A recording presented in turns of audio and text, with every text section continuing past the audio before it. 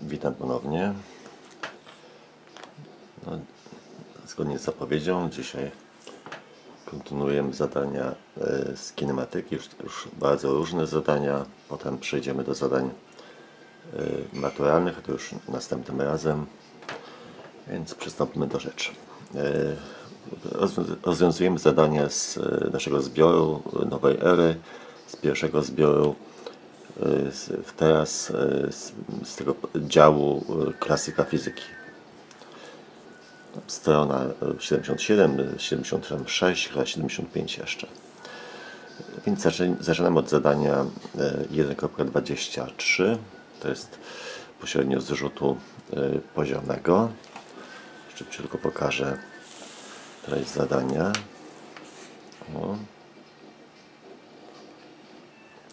I czytam treść. Ze śmigłowca lecącego poziomem nad wodą na wysokości h równa się 400 metrów z prędkością v1 równa się 50 metrów na sekundę wypada niewielki przedmiot. Po wodzie płynie motorówka z prędkością v2 równa się 10 metrów na sekundę i kierunek ruchu pokrywa się dokładnie z kierunkiem lotu śmigłowca. Motorówka i śmigłowiec zbliżają się do siebie. W jakiej odległości od śmigłowca, licząc po powierzchni wody, powinna znajdować się motorówka w momencie wypadnięcia przedmiotu, aby ten wpadł do motorówki? Dobrze, szybko rysunek to wszystko wyjaśni i zaczynamy. Więc w momencie, gdy ten przedmiot wypada z tego helikoptera czy śmigłowca, to w tym miejscu jest ten śmigłowiec. I właściwie już nas nie interesuje śmigłowiec w tym momencie, tylko interesuje nas ten przedmiot, który w tym momencie wypadł ze śmigłowca i ponieważ nie był on wyrzucony, więc ma on prędkość w danym początkową taką jak cały śmigłowiec, czyli V1. I w tym momencie gdzieś z tej strony porusza się naprzeciwko, zbliża się do śmigłowca, czyli porusza się w tym kierunku w lewo motorówka. Tu jest powierzchnia wody i to jest ta motorówka z prędkością V2. Czyli gdy ten przedmiot wypadł, znajduje się on w tym miejscu, a motorówka gdzieś musi być z tej strony, jeżeli ten przedmiot ma później wpaść nie ciężarówki, tylko do motorówki. Czyli w tym miejscu przedmiot i motorówka znajdą się w tym samym, właśnie przedmiot i motorówka tu znajdą się w tym samym miejscu.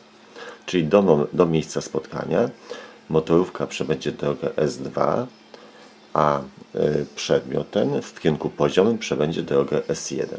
I obie te drogi będą pokonane w tym samym czasie.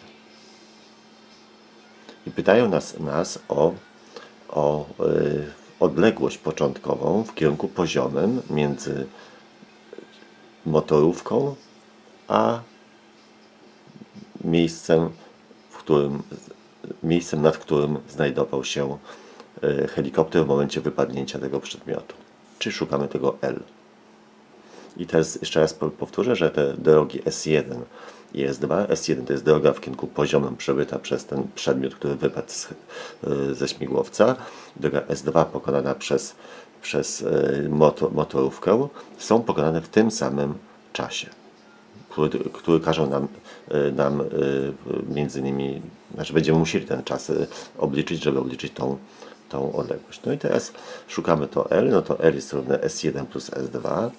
Więc tu L to jest S1, może dane wypiszmy jeszcze. Wysokość to jest 400 metrów, prędkość V1 50 metrów na sekundę, V2 10 metrów na sekundę, a przyspieszenie ziemskie, oni chyba jednak tam biorą, tam w niektórych zadaniach widzę 9,81, więc raczej chyba to 9,81 będzie trzeba wstawić, ale to zależy czego żądają właśnie układający zbiory czy pytania. Ale prawdopodobnie 9,81 będzie tu dokładniej. No i teraz z tego naszego wzoru, znaczy właśnie ten S1 to jest droga przebyta w kierunku poziomym przez ten przedmiot ruchem jednostajnym, bo w kierunku poziomym ta prędkość nie ulega zmianie, ponieważ w kierunku poziomym żadna siła nie działa. czyli a droga w ruchu jednostajnym to jest prędkość razy czas. Ta droga też jest pokonana w ruchu jednostajnym z prędkością V2, czyli to jest, będzie V2 razy delta t, ten sam czas. Wyłączymy delta t przed nawias. No i właśnie, teraz jeszcze brakuje nam tego czasu. No bo od czego zależy czas, po którym właśnie ten przedmiot uderzy o ziemię? A zależy tylko od ruchu w kierunku, od czasu trwania ruchu w kierunku pionowym. Czyli tak długo będzie ten przedmiot przesuwał się w kierunku poziomym, jak długo będzie spadał. A w kierunku pionowym jest to ruch jednostajnie przyspieszony, bez prędkości początkowej, czyli V0 jest równe 0, z przyspieszeniem równym g, czyli 9,81 m/s do kwadratu. No to droga w ruchu jednostajnie przyspieszonym bez prędkości początkowej to jest przyspieszenie razy czas do kwadratu przez 2. Znaczy mamy wzór Vp razy delta t plus a razy delta t kwadrat przez 2 i ten wyraz Vp razy delta t jest równy 0, bo Vp jest równe 0 w kierunku pionowym. W takim razie, ponieważ my h i g znamy, to z tego obliczamy ten czas, w którym ten przedmiot będzie spadał. Przy okazji on spada i jednocześnie przesuwa się w prawo, ale w kierunku pionowym jest to ruch jednostajnie przyspieszony z przyspieszeniem równym g i bez prędkości początkowej. Czyli obliczamy stąd czas, wstawiamy w miejsce czasu w to miejsce i uzyskujemy wzór, gdzie mamy wszystkie dane, wstawiamy dane liczbowe i otrzymujemy wynik. No to musicie wstawić jeszcze, obliczyć tą wartość liczbową, tak? No tu pewnie lepiej 9,81 proszę wstawić. No to zadanie teraz, czy jeszcze raz tu może to ważną rzecz powiem, przypomnę, że gdyby wyrzucić poziomo ciało z prędkością większą, z tej samej wysokości, z prędkością większą niż V1 albo mniejszą niż V1, to czas spadania będzie taki sam, jeżeli taka sama była wysokość, bo czas spadania zależy tylko od ruchu w kierunku pionowym i w każdym z tych przypadków, jeżeli wyrzucamy ciało poziomo, to ciało w kierunku pionowym ma prędkość równą 0, więc mamy ciągle ruch jednostajnie przyspieszony z przyspieszeniem a równym g bez prędkości początkowej, czyli zawsze ten wzór opisze tą drogę pokonaną w kierunku pionowym. Czyli niezależnie od tego, z jaką prędkością rzucimy poziomo, to czas ruchu będzie zawsze taki. Bo tyle czasu upłynie, zanim to ciało uderzy o powierzchnię Ziemi. No i zadanie to jest 1.26. Ono właściwie się sprowadza do wyprowadzenia wzoru na zasięg w rzucie ukośnym i dlatego właśnie to zadanie robimy przede wszystkim. I tu jest tak, 1.26, to jest z tej samej strony. 2 kamyki rzucono ukośnie z jednego miejsca pod różnymi kątami α1 i α2 do poziomu. Jaki był stosunek ich prędkości początkowych V1 i V2, jeżeli kamyki upadły w tym samym miejscu?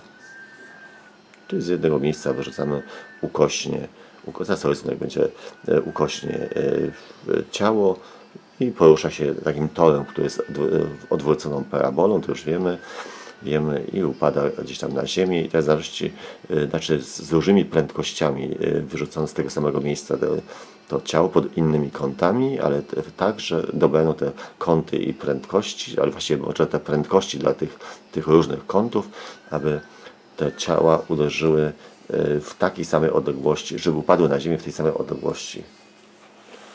No i teraz może rysunek nam to wszystko wyjaśni. Więc mamy tak. Tu powiększyłem za bardzo może.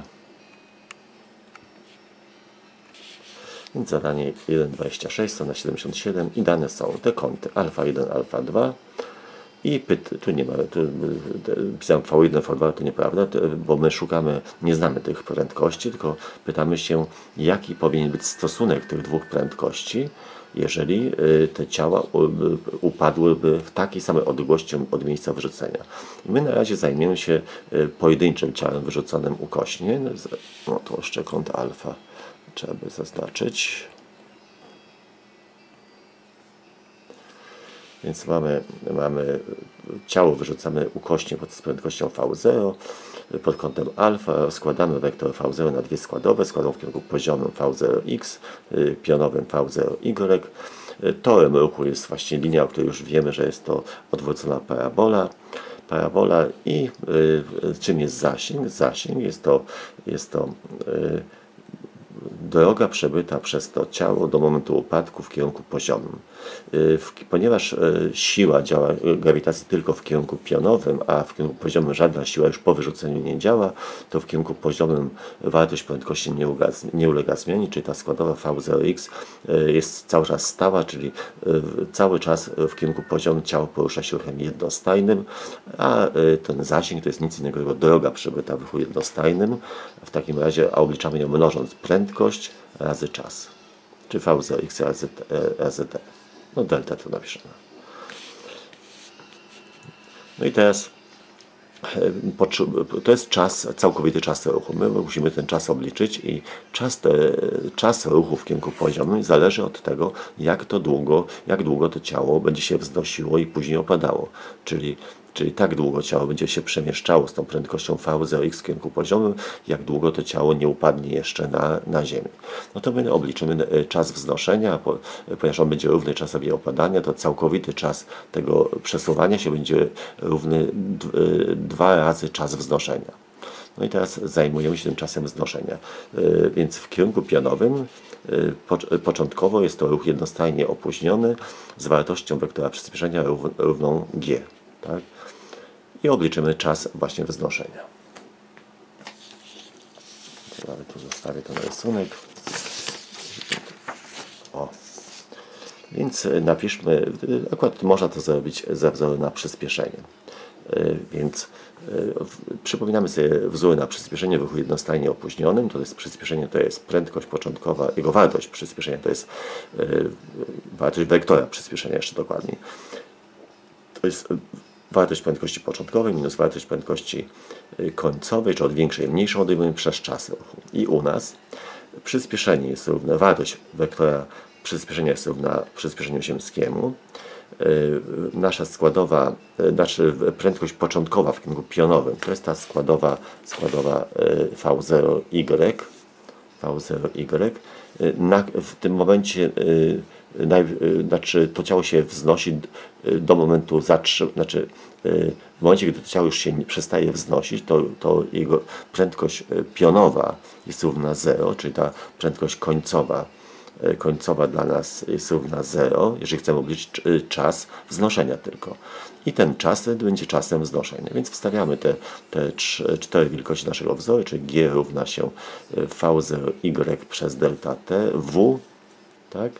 I z tego obliczamy czas wznoszenia. Delta w to będzie V0y przez g.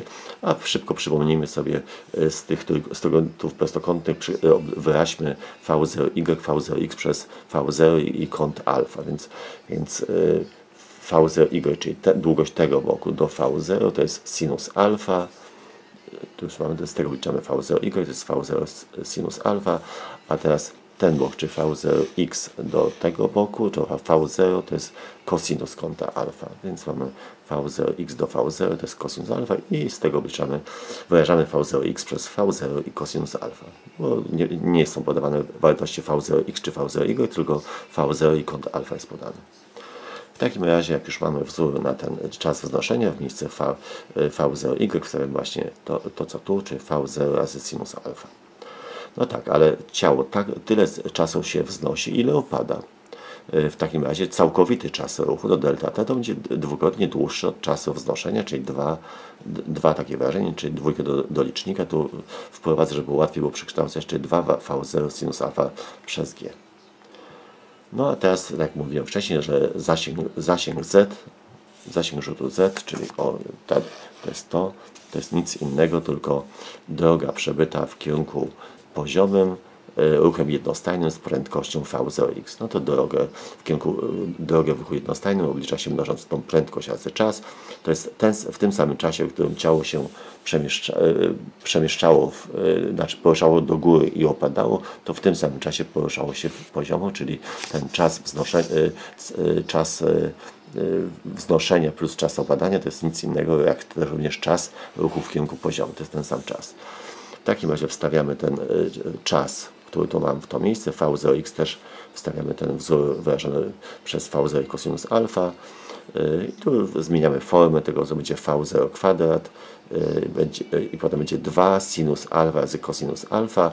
Tak można by zostawić, ale nie wiem, czy już mieliście tożsamości trygonometryczne, to 2 sinus alfa razy cosinus alfa to jest to samo, co sinus podwojonego kąta alfa. Można sprawdzić tą tożsamość, że dla dowolnych kątów alfa lewa strona będzie równa prawie, czy jak porównacie 2 sinus alfa razy cosinus alfa dla danego kąta alfa i obliczycie jednocześnie sinus podwojonego kąta alfa, to te wyrażenia są takie same. No i teraz my wyprowadziliśmy wzór na zasięg w dowolnym rzucie ukośnym. No i teraz zapiszmy ten nasz wzór na zasięg dla pierwszego i drugiego przypadku.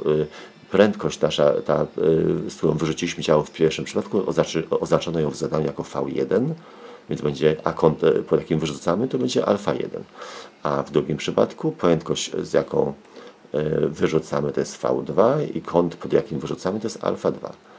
I powiedziano nam, że oba te ciała wyrzucone pod różnymi kątami i z różnymi prędkościami muszą upaść w tym samym miejscu, czyli zasięg rzutu musi być taki sam. Czyli Z1 jest równe Z2, no to porównamy znaczy zamiast Z1, Z2 wstawiamy te wielkości, wstawiamy i każą nam obliczyć stosunek prędkości, to tak przekształcamy, że po jednej stronie był stosunek prędkości, czyli dzielimy przez to V2 kwadrat, mnożymy, G się skraca, jak pomnożymy przez G obie strony i dzielimy przez ten sinus 2 alfa 1, on przejdzie tu na dół. No jak już pamiętamy, że w takich równaniach, gdzie jest tylko mnożenie, dzielenie, literki przechodzą po prostu na skos, tak, z dołu do góry, na drugą stronę i odwrotnie. Więc G się skróci i po przekształceniu uzyskujemy takie równanie. Można to zapisać jako V1 przez V2 do kwadratu całość i żeby obliczyć stosunek V1 przez V2, to bierzemy pierwiastek obu stron i otrzymujemy takie wyrażenie. Ale tu w tym zadaniu najważniejsze było wyprowadzenie wzoru na zasięg, na czas ruchu, czas wznoszenia, czas opadania i na zasięg w rzucie ukośnym. To było tu może ważniejsze od samego zadania. To jest drugie. To jest kolejne zadanie, to jest zadanie 1.27, strona też 77. 1.27, to muszę pokazać to zadanie. 1.27, no to jest rysunek. O, większe, chyba widać. O, z dwóch wież o jednakowej wysokości H równa się 100 metrów, to jest ta jedna wieża i druga wieża, odległych o L równa się 50 metrów, wyrzucono poziomo jednocześnie dwa przedmioty, patrzę rysunek obok, czyli to jest ten rysunek, z prędkościami V1 równa się 10 metrów na sekundę i V2 równa się 15 metrów na sekundę. Po jakim czasie zderzą się te przedmioty? Drugie pytanie, na jakiej wysokości dojdzie do zderzenia? No to jest rzut poziomy tak samo, ponieważ ta prędkość jest mniejsza, to zasięg będzie, to ciało upadnie tu bliżej, tą drogę w kierunku poziomym to ciało przebędzie krótszą niż to drugie ciało, ono upadnie odtąd aż tu gdzieś, czyli dłuższą drogę pokona, ponieważ w kierunku poziomu, ponieważ V2 jest większe. No ale co jest tu ważne, że oba te ciała w kierunku pionowym nie mają prędkości początkowej, więc znaczy mają prędkość równą 0, powiem inaczej. Więc w kierunku poziomym, pionowym, przepraszam, będą poruszały się ruchem jednostajnie przyspieszonym z takim samym przyspieszeniem G i z taką samą prędkością początkową, to oba te ciała cały czas będą na tym samym poziomie.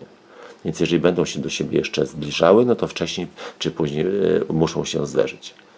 Czyli Czyli w kierunku pionowym one będą tak samo, na tej samej wysokości, coraz niżej, ale na tej samej wysokości, czyli w którymś momencie muszą się wtedy zderzyć. No i teraz przystąpmy do obliczenia. Ja to narysowałem po swojemu, więc zapiszmy dane. Wysokość tych wież to jest H, H małe, L to jest odległość między tymi wieżami, prędkości V1 i V2 tych ciał. Przyspieszenie ziemskie przyjmiemy 9,81.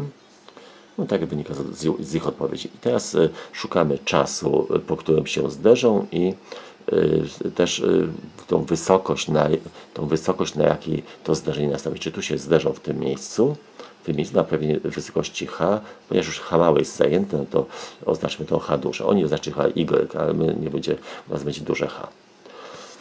I teraz do momentu zderzenia tu w kierunku pionowym oba te ciała przebędą drogę S. Ale najpierw obliczmy czas, po którym się zderzą, więc w kierunku poziomym do momentu, tu jest moment, znaczy miejsce uderzenia, czyli ten punkt znajduje się nad tym punktem. I teraz w kierunku poziomym pierwsze ciało przebyło drogę stąd dotąd, taką drogę S1 do momentu zderzenia, a drugie ciało w kierunku poziomym przebyło drogę S2 do miejsca zderzenia i obie te drogi pokonane zostały w tym samym czasie. No to zapiszmy związek między odległością między wieżami L i między tymi drogami przebytymi, czyli to L jest równe S1 przez S2.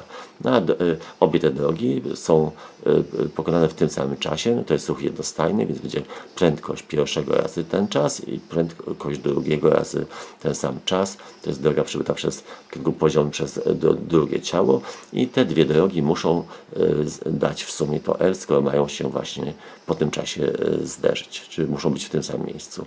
No to wstawiamy w miejsce S1 jest warte wyrażenia, wstawiliśmy, można czas wyłączyć przed nawias i jedyną niewiadomą jest właśnie ten czas. Przekształcamy, wstawiamy, obliczamy, wychodzi 2 sekundy wychodzą. Teraz mamy obliczyć tą wysokość. No, ta wysokość, na którą się zderzyły, to będzie równa różnicy między wysokością tych wież, a drogą przebytą od momentu wyrzucenia do momentu zderzenia. Czyli ta droga S jest pokonana w tym czasie delta t, który właśnie obliczyliśmy, tych 2 sekund. No, a ta droga to jest droga w kierunku pionowym, przebyta ruchem jednostajnie przyspieszonym, bez prędkości początkowej, z przyspieszeniem a równym g. To już dzisiaj było to, więc wzór na tą drogę S to jest już nie ma prędkości początkowej w kierunku pionowym, więc wystarczy ten drugi wyraz a delta t kwadrat przez 2, a to a u nas jest równe g. No i teraz wysokość, na której się spotkały, czyli ta wysokość h, to jest ta wysokość wieży całej pomniejszona o tą drogę przebytą w kierunku pionowym, o to s właśnie. No to stawiamy, czyli w miejsce s stawiamy g delta t kwadrat przez 2, to stawiamy, no i można by, więc stawiliśmy w miejsce s właśnie to wyrażenie. Jakbyśmy chcieli wyrazić tą wielkość poszukiwaną tylko przez te literki początkowe, czy te dane początkowe, to trzeba w miejsce delta t wstawić cały ten wzór L przez V1 plus V2, ale ponieważ my obliczyliśmy już ten czas, to tu przy obliczeniach liczbowych to uprościmy sobie życie i nie będziemy do tego wzoru wstawiali, tylko do tego pierwszego wzoru. I w miejsce delta t wstawimy od razu już tą wartość 2 sekundy, czyli h to jest 100 metrów, g 9,81 metra na sekundę do kwadratu, ten czas już obliczyliśmy, to jest 2 sekundy i przez 2 sekundy do kwadratu to jest 4 sekundy do kwadratu, czwórka się skróci z dwójką, to będzie tu 2, zostanie 2 razy 9,81 to jest 19,62 i wychodzi wtedy 80,38 metra. No to już mamy. I ostatnie jeszcze zadanie, które dzisiaj nam się uda zrobić, ale ono właściwie jest ostatnie z tej klasyki fizyki. Ono nie powinno być w tym dziale, bo tak naprawdę elementy dynamiki tam się pojawiają i Powinno być raczej w dynamice już, ale skoro chcą, to my co wiemy. Zadanie ostatnie, to jest ostatnie właśnie tej klasyce fizyki. Jest to zadanie 1.28, strona 77. No to na razie przeczytajmy treść. Znaczy ono nie do końca jest sformułowane, trzeba tam się domyślić pewnych założeń, które tu przyjęli, ale zaraz to wyjaśnimy. Czy 1.28. Samolot zakreślił w powietrzu okrąg o promieniu R duże równa się 500 metrów w płaszczyźnie pionowej. Przy jakiej prędkości samolotu maksymalne przeciążenie działające na pilota osiągnie wartość A równa się N razy G? Oblicz tę prędkość dla N równego 5. Tu nawet jest niepoprawne sformułowanie, już nie będę w to wnikał. Teraz przetłumaczę to na polski. A więc tak, wypiszmy dane. To R ile się to równa? 500 metrów, no to ja muszę napisać to 500 metrów. Więc jeszcze raz, no już jest. Promień tego okręgu, po którym ciało się porusza, samolot się porusza 500 metrów, a jest n razy większy od przyspieszenia ziemskiego. N każą nam przyjąć na końcu 5 i wartość przyspieszenia ziemskiego. No i to tu też i szukamy prędkości, przy której właśnie to przeciążenie jest takie, jak tu nam podano. I teraz no, nie jest to takie banalne wcale na początku zdania, więc co oni zakładają? Że ten samolot porusza się w płaszczyźnie pionowej, czy tak, ruchem jednostajnym po okręgu, ze stałą prędkością V. Nie jest tam to jasno powiedziane, ale takie założenie jest tam przyjęte, czyli porusza się ruchem jednostajnym po okręgu w płaszczyźnie pionowej. No i tu właśnie wkracza dynamika.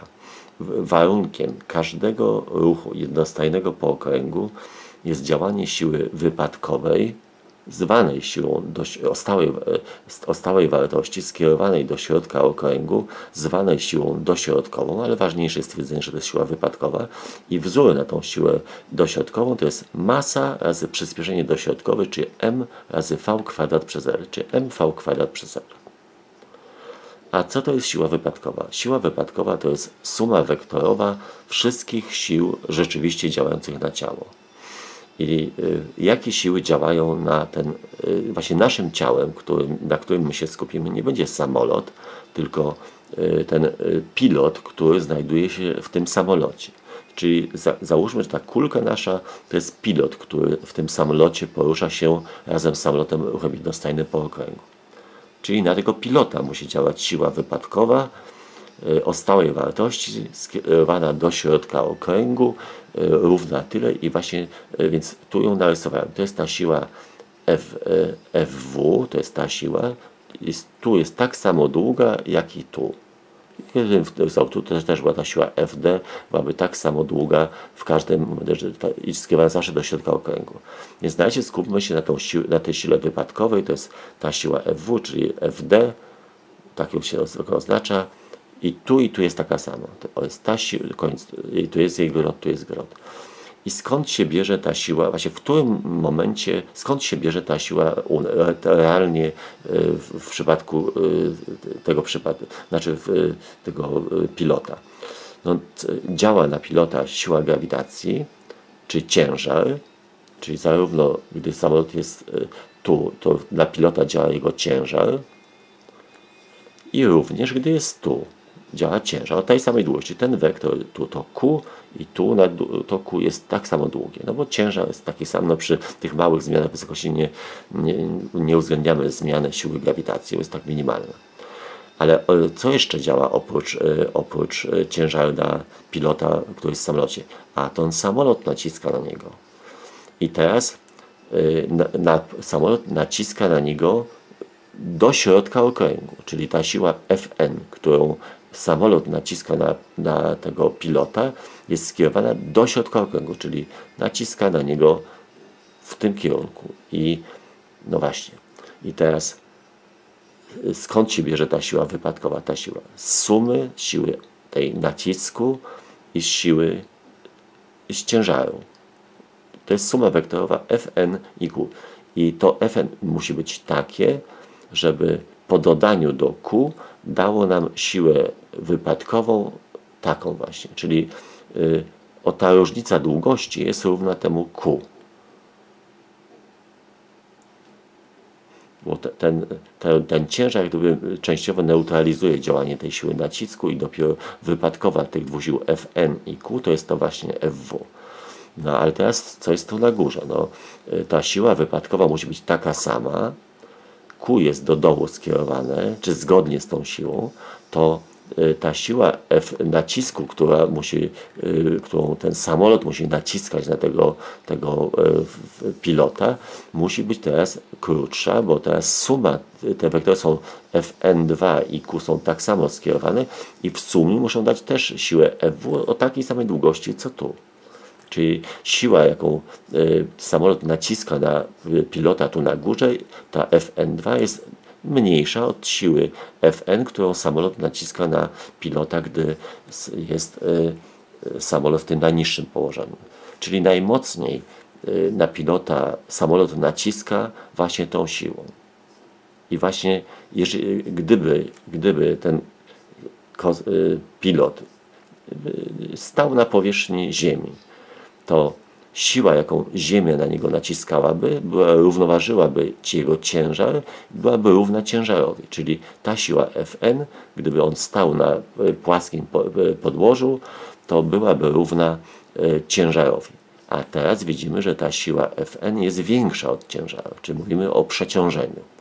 Mówimy o przeciążeniu właśnie. I teraz co oznacza to N, że A jest równe N razy G? To mówi nam to tyle, że ta siła, jaka naciska na pilota, będzie N razy większa od jego ciężaru. N razy większa od jego ciężaru. To N musi być większe od jedynki wtedy, jeżeli mówimy o przeciążeniu.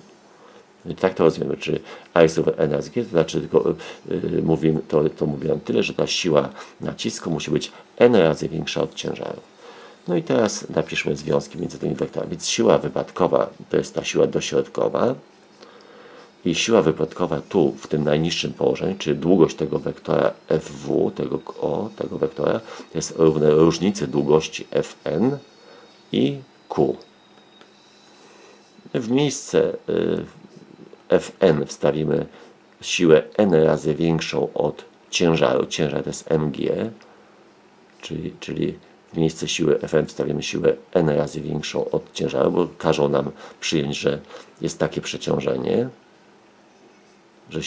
że siła nacisku jest n razy większa od ciężaru, a Q to jest mg. No to wstawiamy. W miejsce Fw wstawiamy siłę dośrodkową, w miejsce Fn właśnie n razy mg, a w miejsce Q ciężar, czy m razy g. No i właściwie całe reszta tego przekształcenia wzoru to mg, znaczy m, jakbyśmy podzielili obie strony przez m, to m uległoby skróceniu i potem wyłączamy g przed nawias, zostanie w nawiasie będzie n-1 i przekształcamy wzór samo v, obliczamy, mnożymy przez r, bierzemy pierwiastek i proszę wstawić tu wartości i obliczyć.